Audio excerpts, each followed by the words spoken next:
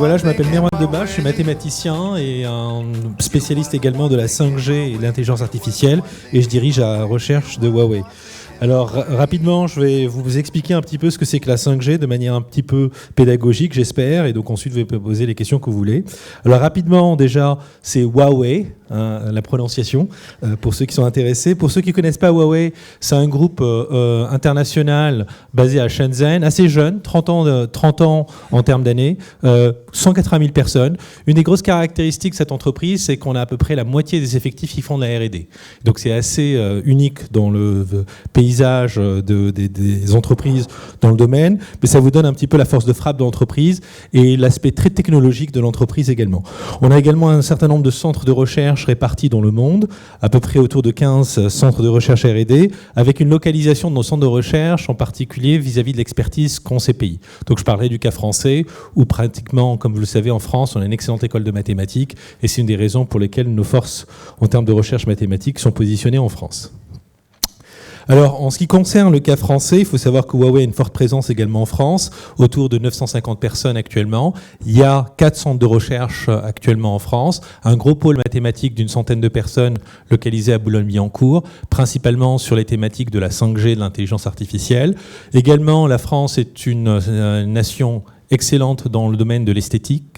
On a un centre également de design également à Paris. Et la France est également excellente dans le domaine de l'image, pour ceux qui sont intéressés. Et on a un centre à Sophia Antipolis avec une trentaine de personnes qui travaillent également sur le traitement d'images. Ça fait globalement un effort de R&D en France autour de 150 personnes autour de ces domaines-là. Pour ceux qui sont également intéressés par le dernier aspect de Huawei, Huawei ne fait pas uniquement des portables. Il faut savoir que l'activité principale de Huawei, c'est l'infrastructure réseau, où on équipe principalement les grands opérateurs du monde. 45 des plus grands opérateurs mondiaux sont équipés par Huawei, en station de base, en antenne, en fibre optique, principalement sur les domaines de la 2G, 3G, 4G et là maintenant 5G. Le deuxième également domaine très important, bien sûr, c'est le smartphone, où Huawei est positionné 3e au niveau mondial. Et un segment qui monte énormément au sein de l'entreprise, c'est tout le segment de l'entreprise et le segment cloud, principalement les serveurs qu'on fournit aux entreprises et un certain nombre d'aspects. On a également beaucoup de travaux qui sont mis en place avec l'écosystème français où également on collabore de manière étroite. Et donc pour les startups qui seraient ici, venez nous parler. On est intéressé effectivement de pouvoir travailler avec vous pour développer un écosystème, en particulier autour de la 5G en ce qui me concerne. Alors, rapidement au niveau de la 5G. Donc le 5G est un terme que vous voyez assez souvent. Et pour expliquer un peu la 5G, je vais revenir sur un peu l'histoire de ces réseaux. Alors, G veut dire génération, pour ceux qui sont intéressés. Je pense que vous connaissez très bien la 2G, qui est une des technologies phares que vous savez. Il faut savoir que les G dont on parle, 2G, 3G, 4G, c'est grosso modo des technologies qu'on développe sur des laps de temps de 20 ans. Donc la 2G principalement a commencé en 1987, pour ceux qui sont intéressés. On a commencé à développer des prérequis. On s'est posé en 1947 la question: qu'est-ce qu'on va développer? Une des premières questions qui s'est posée, on s'est dit, on va développer une technologie qui va pouvoir fournir de la voix en mobilité. D'accord?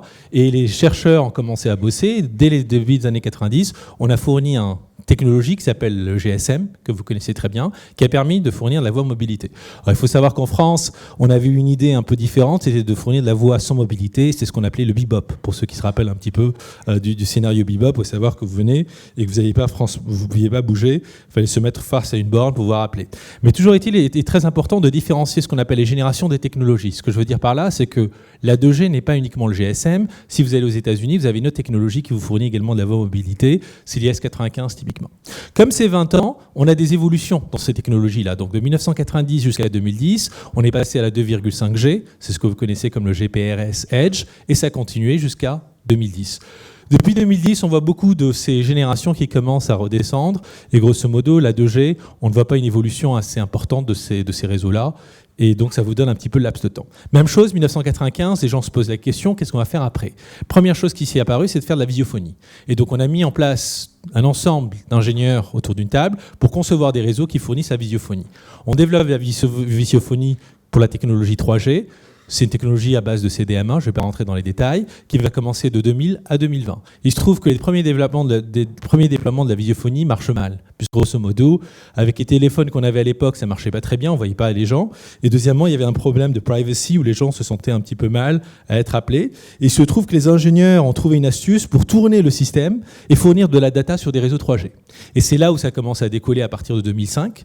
En 2000, on a eu du mal à faire fonctionner la 3G. À partir de 2005, dès qu'on a commencé à fournir de la data, il y a eu une évolution de la 3G, qu'on a appelée la 3,5G, et qui continue actuellement jusqu'à 2020. Donc on commence à voir ces évolutions qui continuent. Même chose, 2007, on se réunit autour d'une table, on se dit qu'est-ce qu'on va faire après la visiophonie et la 3G qu'il y a.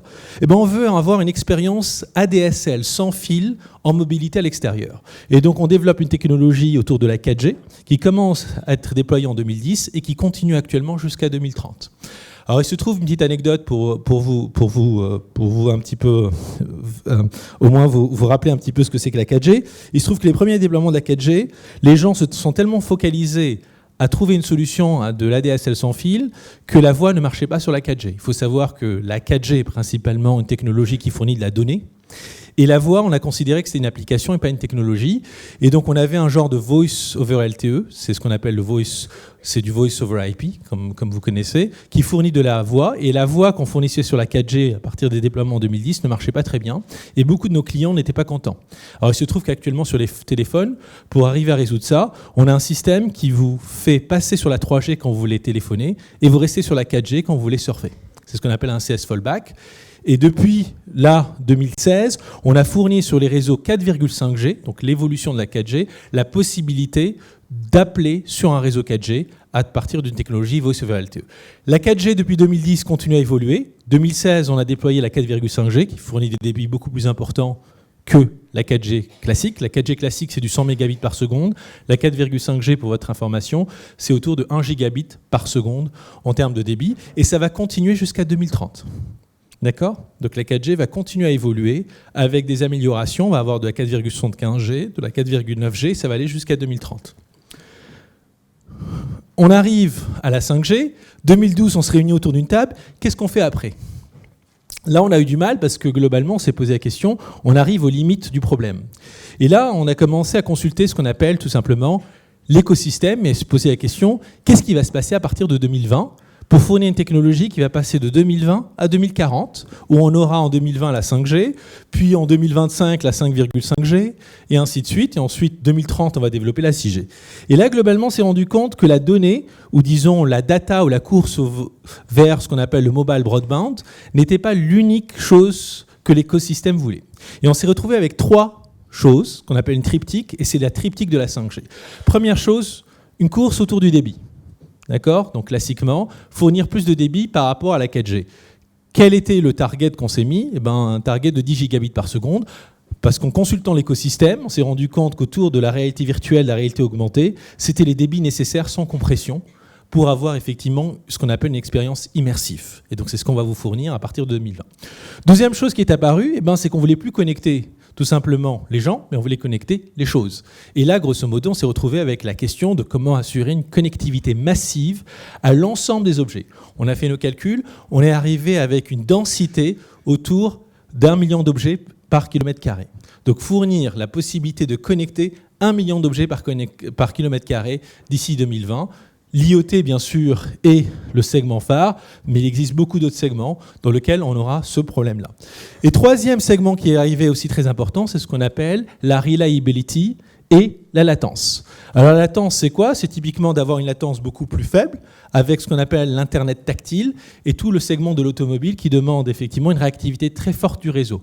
Actuellement, sur un réseau 4G, si vous pilotez votre voiture, entre le moment où vous freinez quand vous roulez à 100 km/h et que vous vous arrêtez, vous parcourez une distance de l'ordre de 3 mètres. Sur un réseau 5G, on a fait nos calculs pour éviter des accidents. On s'est dit, si on freine et on doit s'arrêter, si on doit avoir une réactivité pour une distance de l'ordre du centimètre, quelle est la latence qu'il fallait ? On s'est retrouvé avec une latence de l'ordre de la milliseconde. Et donc, c'est la troisième chose qui est apparue, c'est arriver à définir une architecture du réseau qui n'est pas très simple, et ça modifie beaucoup de choses, pour que le moment où vous allez pinguer, faire un appel, et que l'information parte et que ça revienne, ça met un délai du milliseconde. Alors, au niveau d'architecture du réseau, ça change complètement les choses, parce que vos données qui étaient dans le cloud, elles ne peuvent plus être dans le cloud, il faut qu'elles reviennent au bord du réseau qu'on appelle le edge. Parce qu'entre le moment où vous allez fournir et faire une demande, il ne faut pas que vos données se trouvent aux États-Unis, ou en particulier les données de calcul qui vont piloter, bien sûr, le réseau automobile. Je prends un autre deuxième exemple. Dans les smart cities, on a également ce problème-là. Il nous faut également une latence extrêmement rapide entre le moment où les feux rouges, feux verts sont différemment un petit peu en termes de signalisation. Et là, globalement, il faut également arrêter et avoir effectivement une bonne signalisation sans perte. Donc c'est les triptyques de la 5G et sur lequel, depuis 2012, on travaille. Alors, en 2012, l'ensemble des constructeurs se sont mis autour d'une table. Ils ont commencé à travailler, à développer des technologies, et à partir de 2016, on a commencé à standardiser ces technologies. Alors ça veut dire quoi standardiser? On se réunit autour d'une table et on commence à s'accorder en se disant « moi j'ai inventé ça, toi tu as inventé ça, toi tu as inventé ça, quelle est la meilleure technologie et qui est capable de la mettre en œuvre ?» Et depuis 2016, on a fait ce boulot-là, et en 2017, décembre 2017, mon collègue l'avait montré, un consortium qui s'appelle le 3GPP s'est réuni et a arrêter ce qu'on appelle la phase 1 de la 5G, qui permet de permettre effectivement d'avoir actuellement des produits 5G. Et c'est ce qui va se passer depuis décembre 2017. On a commencé à voir exactement ces produits qui commencent à être standardisés. Et on a commencé, dans notre cas, à développer le premier routeur 5G, c'est ce qui avait été montré précédemment, qui vous fournit effectivement actuellement une expérience ADSL sans fil, très haut débit. En fait, c'est de la fibre sans fil qu'on vous fournit à la maison. Et donc, depuis cette année-là, un certain nombre d'opérateurs, en particulier aux États-Unis, commencent à développer une technologie qu'on appelle le WTTX, le Wireless to the X, c'est quasiment ce que vous voulez, donc Wireless to the Home, ce serait WTTH, qui permet, au lieu d'avoir de la fibre optique, de vous déployer directement du très haut débit avec un débit de 10 gigabits au sein de votre maison. Le gros problème qu'on a actuellement, c'est effectivement faire de la mobilité. Et ça, c'est la phase 2 qui va permettre de le faire pour avoir un déploiement aux alentours de 2020. Alors pour ceux qui ont un peu de mémoire, c'est quasiment ce qui s'est passé au niveau de la 4G également. Pour ceux qui se rappellent, en 2010, qu'on avait déployé la 4G, la première chose qu'on avait fait, c'est déployer de ce qu'on appelle la 4G fixe. Vous aviez en fait des clés USB que vous mettiez dans votre portable, ou grosso modo des routeurs. Et ça, c'est quelque chose qu'on sait très bien faire. Et à partir de 2012, 2013, 2014, on a commencé à avoir des smartphones et on a commencé à faire ces déploiements. Dans ce cas-là, ça sera la même chose. Dès cette année, vous aurez un certain nombre de routeurs qui seront déployés par un ensemble de constructeurs, le nôtre en particulier. Vous pourrez l'installer chez vous et avoir ce déploiement d'ADSL ou de la fibre sans fil chez vous. En France, ce n'est pas encore le cas, ce sera des scénarios pilotes, mais aux États-Unis, chez un opérateur de type Verizon, ça commence à être déployé dès cette année. Et à partir de 2019, vous commencerez à avoir des constructeurs qui vont vous offrir des portables, et en 2020, vous allez avoir des réseaux dans lesquels vous aurez des terminaux 5G sur lesquels vous pouvez effectivement faire des appels ou téléphoner. Alors, en termes de business, bien sûr, le nombre d'opportunités est immense. Comme je vous ai dit, l'écosystème qu'on a mis en place autour de nous et avec lesquels on a discuté, l'automobile a été la première industrie qui est venue vers nous en nous disant la 5G, c'est quelque chose qu'on veut, on veut comprendre et le nombre de choses qu'on peut mettre sur une voiture, comprendre comment on peut mettre la voiture connectée. Mais il se trouve que tous les domaines actuellement sont touchés. On commence à avoir des gens qui viennent du secteur bancaire. Comment faire du trading haute fréquence avec la 5G? Vous me donnez 1 milliseconde de latence, c'est extraordinaire. L'agriculture, bien sûr, avec des drones pour monitorer tout ça. Les smart factories également, parce que globalement, si vous avez une latence très faible, vous arrivez à faire de la localisation extrêmement précise, et donc vous allez faire fonctionner des robots dans les usines de manière très précise en termes de déplacement. Vous avez bien sûr tout ce qui est le cas classique du broadband, qui est l'AR, VR, et le monde immersif, et dans lequel on commence également à voir ce genre de terminaux qui commencent à se mettre en place. Je pense que je m'arrêterai là pour pouvoir répondre à quelques questions de l'auditoire ou des questions qui sont postées directement sur le site.